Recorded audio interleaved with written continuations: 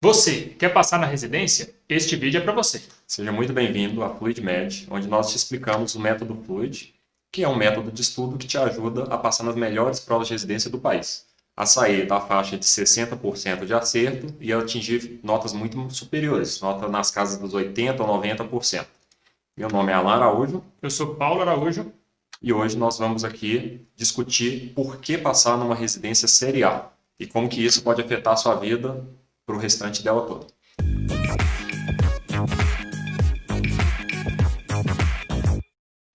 Ótimo, Alan. Então a pergunta que não quer calar. Por que passar numa residência Série A? Antes da gente falar isso, será que a gente não está esquecendo de nada? Ah, é verdade. Você, por favor, inscreva-se nesse canal, ative o sininho de notificações e já deixe o seu curtir para que esse vídeo chegue em mais pessoas. A gente sabe que o conteúdo aqui agrega valor para você, então deixa o like para a gente, que isso vai ajudar esse conteúdo a chegar para mais pessoas e agregar valor para mais pessoas também. Desde já, muito obrigado. Então vamos lá. Por que é importante passar numa residência Série A? A ideia principal é a seguinte: à medida que nós vamos avançando na nossa formação como médico, como cidadão, cada item subsequente que adicionamos à nossa formação passa a ter um peso maior do que o item anterior. Como assim?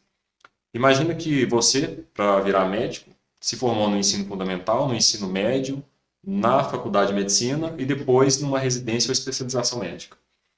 Todos esses tiveram importância na sua formação. Aliás, você não é quem é você hoje se você não tivesse tudo que você teve anteriormente. Entretanto, o último estágio da sua formação, no caso da residência médica, é certamente o mais importante. É melhor você fazer uma faculdade mediana e uma residência série A do que você fazer uma faculdade série A e depois se alocar numa residência mediana. Por que isso? Acontece que quanto mais especializamos, cada vez mais nós vamos estar atuando e estudando coisas das quais nós vamos fazer uso o resto da vida. Então, aquelas coisas todas que você aprendeu no ensino fundamental, aquelas diversas matérias, títulos, tudo mais, a maioria deles você potencialmente não vai usar mais. Do ensino médio, você aprofundou basicamente nos temas do ensino fundamental. Na faculdade de medicina, você já chegou mais perto daquilo que você vai fazer, que é ser médico o resto da vida. Entretanto, várias coisas que você estudou ali, potencialmente você nunca mais vai usar. Quando você entra na residência, você está de fato estudando e especializando em algo que você vai usar o resto da sua vida. E você está num serviço que te dá a melhor condição de se tornar a melhor versão de você mesmo, muda completamente o seu potencial e a sua perspectiva para o futuro. Então, é muito comum. Nós vemos pessoas fazendo 3, 4 ou 5 anos de cursinho para entrar na faculdade de medicina. E quando nós estamos falando de residência médica, as pessoas geralmente têm uma pressa muito grande de passar, estudam de maneira incorreta, acabam entrando em vagas de residência série B. O que é a residência série B? É aquela que você não queria inicialmente. Você tinha suas pretensões, você potencialmente pode não ter alcançado nota para passar onde você queria, e por causa disso você vai para uma vaga numa residência que não era aquela que era a sua primeira escolha inicialmente. É interessante você comentar isso, porque eu fico pensando até em mim. Se eu fosse fazer uma cirurgia, eu ia querer fazer uma cirurgia com um médico que passou pela melhor especialização em cirurgia, e não aquele médico que teve o melhor ensino fundamental. Não Exatamente. faz sentido. Então, realmente, é um ponto, às vezes, assim, óbvio, mas que às vezes a gente não para pensar. Sim. E se pensarmos ainda com pessoas que acabaram a residência e ainda se subespecializaram no exterior, em assuntos mais específicos ainda, essas pessoas têm um ganho de competitividade ainda maior frente às outras. Então, a residência é o momento de você, de fato, atingir todo o seu potencial e estar em contato com pessoas que te permitam fazer isso. Um outro conceito muito interessante dentro disso é o conceito do ponto de inflexão. Vocês vão notar que, apesar de as coisas serem progressivamente acontecendo na nossa vida, geralmente para o melhor, nós notamos que essa progressão não é muitas vezes linear. A pessoa não vai melhorando aos pouquinhos e cada ano que passa ela se torna progressivamente um pouquinho melhor. A maioria das pessoas tem pontos de inflexão na sua vida. O que é o ponto de inflexão? É um ponto em que você está indo, você está subindo, melhorando, mas nesse ponto específico você tem um crescimento absurdo. O que seria um ponto de inflexão? Seria quando você entra num novo emprego que te coloca num patamar melhor do que você estava antes. é quando você entra numa nova vaga de residência, que te coloca numa situação muito melhor do que você estava antes. E o mais interessante do ponto de inflexão é que geralmente ele tem data de validade. O que isso quer dizer? Quer dizer que se uma pessoa até uma certa idade ou momento de sua vida não atinge o seu ponto de inflexão, ela possivelmente não vai atingir mais. Como assim? Imagina, por exemplo, um médico que hoje tem 55 anos. Se ele ainda não tem um consultório com muitos pacientes, se ele não tem bons empregos, se ele não tem bons relacionamentos interpessoais com aquelas especialidades afins à sua, possivelmente ele não vai atingir isso mais. Ele já passou da janela de oportunidade de atingir o seu ponto de inflexão. Na nossa opinião, onde que está o ponto de inflexão na carreira médica? Ele acontece desde o início da residência até poucos anos depois do final da residência.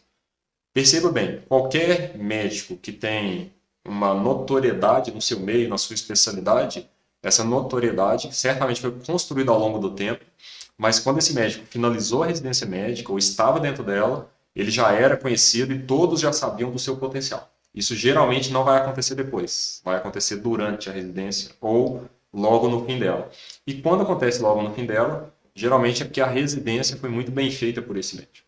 Então, esse ponto de inflexão é uma justificativa, é um dos motivos pelos quais você deveria buscar estar numa residência série A. Concorda, Paulo? Concordo. Inclusive, você falando isso, então me dá até a ideia de que o ponto de inflexão na nossa vida acontece mais de uma vez. Sim. E um ponto de inflexão, naturalmente, é base para um outro ponto de inflexão. E se você fosse fazer um gráfico disso, então seria como se fosse uma escada em S, em que a gente cresce rapidamente, depois você tende a estabilizar e você tem outro ponto de inflexão, cresce novamente. E daria para a gente fazer um gráfico assim em S, né? Como se fosse um S deitado. Certamente. Para quem estuda finanças, sabe que no mundo financeiro isso acontece muito. Aquelas pessoas que são extremamente produtivas, têm carreiras de sucesso, certamente é um crescimento progressivo, mas não linear. O crescimento acontece em fases exponenciais, seguida por fases de crescimento menor.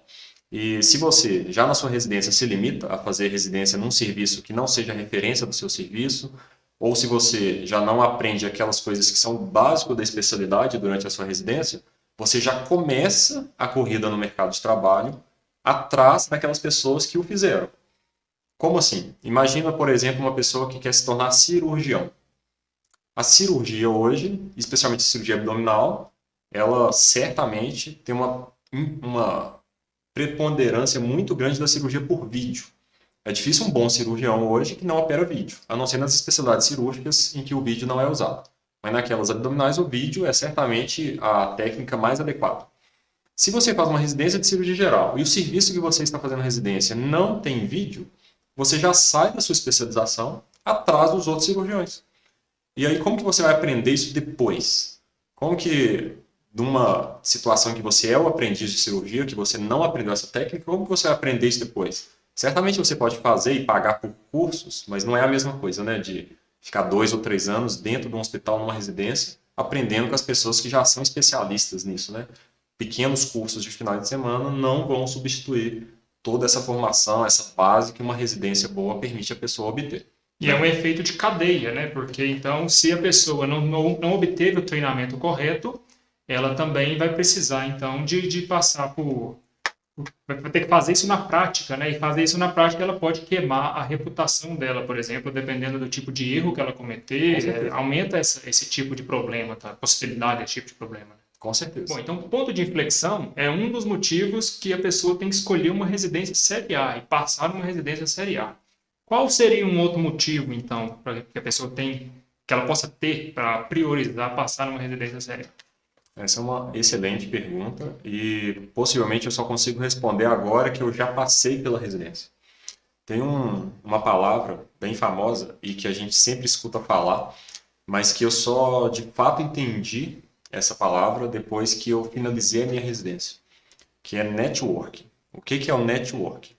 O networking é a sua possibilidade de conhecer pessoas e criar relacionamentos de valor com pessoas que te ajudam a crescer e se tornar um médico, um profissional melhor.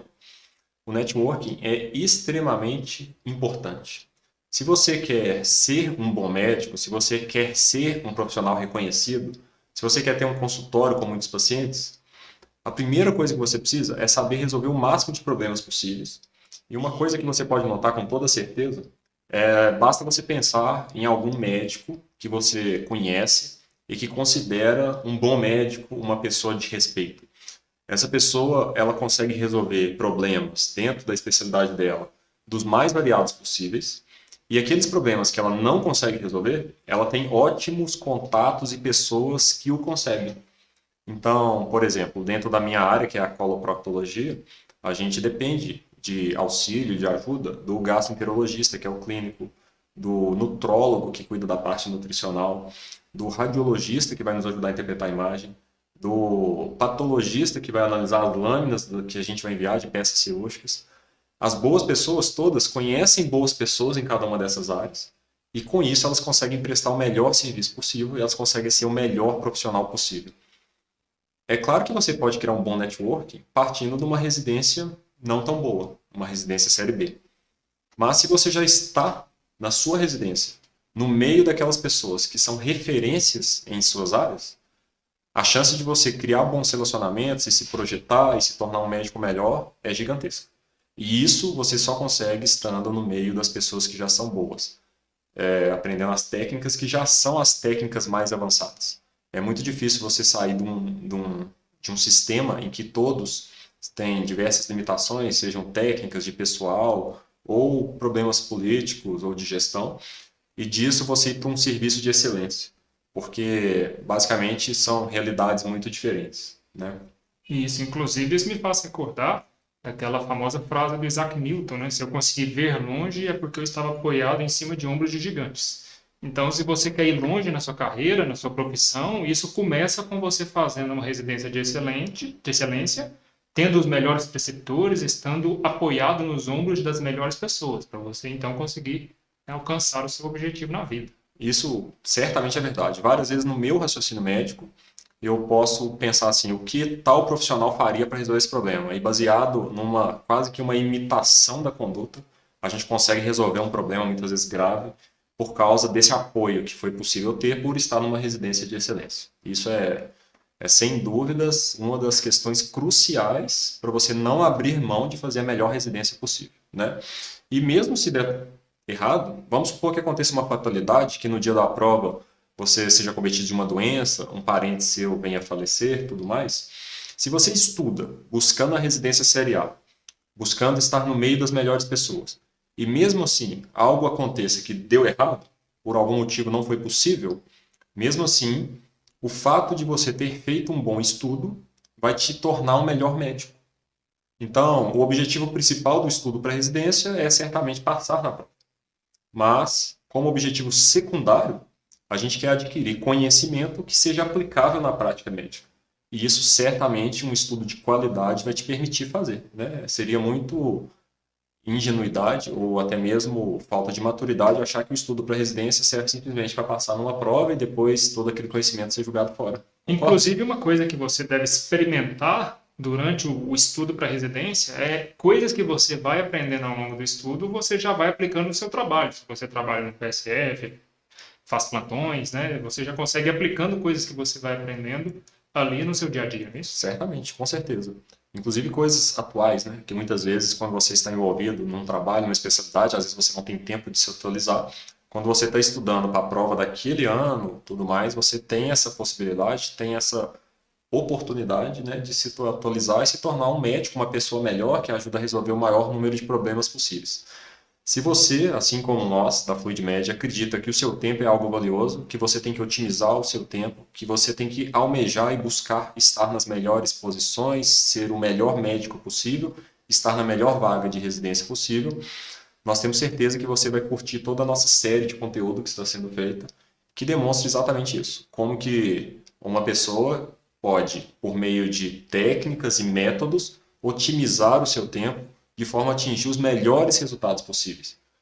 Como que você vai pegar aquele cursinho que você já está fazendo ou pretende fazer e otimizar o seu estudo dentro daquele cursinho para passar na melhor vaga de residência.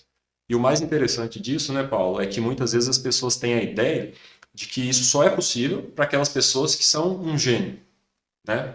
Pessoas superdotadas, pessoas que tiraram as maiores notas da faculdade toda. Mas o que eu noto consistentemente é que o estudo da residência não tem nada a ver com as notas da faculdade. Aquela pessoa que se prepara melhor, ela vai muito melhor na residência do que aquele que foi bem a faculdade toda. Simplesmente porque é outro método de estudo, é outro estilo, pesam vários outros fatores e, basicamente, quem estiver melhor preparado vai passar. Aquele que não estiver bem preparado vai ficar na residência série B ou, na pior das hipóteses, não vai nem chegar a passar em nenhum local. Interessante que, inclusive, o fato da pessoa ter ido bem a faculdade inteira, às vezes dá a ela uma autoconfiança que, inclusive, ela acha que por ela ter ido bem, ela já é mais inteligente, ela vai conseguir passar numa boa e talvez ela nem se esforce a aprender um método, a estudar de fato, para de fato passar na residência, né? Isso talvez pode até pesar contra, no sentido de ela não passar assim naturalmente, né? Por desconhecer o que ela precisa fazer. Eu noto, inclusive, que as pessoas talvez mais ansiosas no estudo da residência são justamente aquelas cuja expectativa em cima delas já é grande, porque elas carregam um fardo de sempre ter ido bem a faculdade toda e que as pessoas já consideram que é automática a aprovação delas na residência. E elas se pressionam, às vezes estudam da maneira incorreta, não atingem os resultados que as pessoas esperam dela, e aí ela se torna uma pessoa infeliz ou se contenta com algo que não é exatamente aquilo que ela quer. Isso é uma coisa que gera sofrimento, que é totalmente remediável, tanto por alinhamento de expectativa, quanto por um estudo eficaz, com método eficaz, com uma boa produtividade para cada hora estudada. E é isso que a gente aqui da FluidMed, com o método Fluid, quer passar para vocês, e é exatamente o motivo de estarmos fazendo essa série de vídeos. Estarmos sentados aqui hoje, conversando com vocês nesse bate-bola e passando todas essas informações de valor. Se você gostou desse vídeo, que eu tenho certeza que agregou muito, trouxe novos conceitos que talvez você nunca tenha pensado, deixa o gostei aqui embaixo, manda para os seus amigos, porque certamente esse conteúdo vai poder agregar para eles também, não é isso? Exatamente. Não se esqueça de acessar o nosso canal, que tem diversos outros vídeos com conteúdo de qualidade para você. E com certeza também o nosso Instagram, que está aparecendo aqui, o @FluidMedBrasil. Isso mesmo. Seja fluido você também e até mais. Até mais.